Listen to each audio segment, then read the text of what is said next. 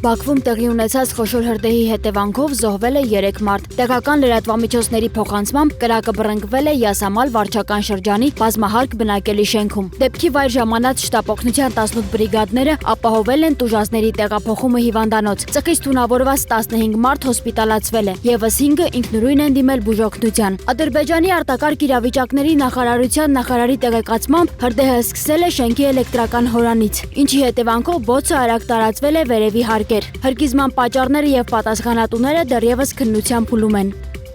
Դուբայում ընթացող միջազգային ավիաշոուի շրջանակում ցուցադրված թռիչքի ժամանակ կործանվել է հնդկական ռազմական օդանավը։ Կործանված ինքնաթիռը հնդկական ընկերության կողմից մշակված Թեխաս թեթև կործանիչն է, որը ցուցադրվում էր որպես Հնդկաստանի նորագույն ռազմական տեխնոլոգիաներից մեկը։ Դեպքի պատճառները պարզվում են։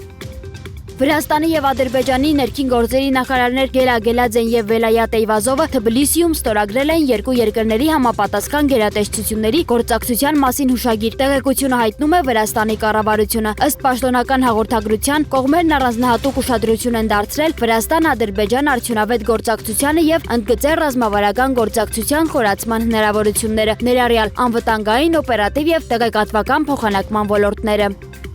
Ամերիկայի Միացյալ Նահանգների նախագահ Դոնալդ Թրամփը Սպիտակ տանը դռնփակ հանդիպում է անցկացրել Նյու Յորքի ընտրված քաղաքապետ Զորան Մամադանիի հետ։ Տեղեկությունը հայտնում է CNN-ը։ Հանդիպումը տեղի ունեցել այն բանից հետո, երբ Թրամփը նախընտրական փուլում մի քանի անգամ սպառնացել է դադարեցնել Նյու Յորքի դաշնային ֆինանսավորումը, եթե Մամադանին ընտրվի, եւ անգամ հայտարարված էր նախագահի քաղաքի կառավարման նկատմամբ անմիջական վերահսկողություն վերցնելու պատրաստակամությունը։ Sky News-ի փոխանցմամբ նախագահը նշել է. «Ես ուզում եմ նրան շնորհավորել, կարծում եմ, որ նա հիանալի քաղաքապետ կլինի, որքան լավ նա գործի, այնքան ես երջանիկ կլինեմ։ Ես կասեմ, որ կուսակցական տարբերություն չկա։ Մենք մտադիր ենք օգնել նրան»։ Նշվում է, որ կողմերը քննարկել են ֆինանսավորման, անվտանգային եւ քաղաքական զարգացման հարցեր։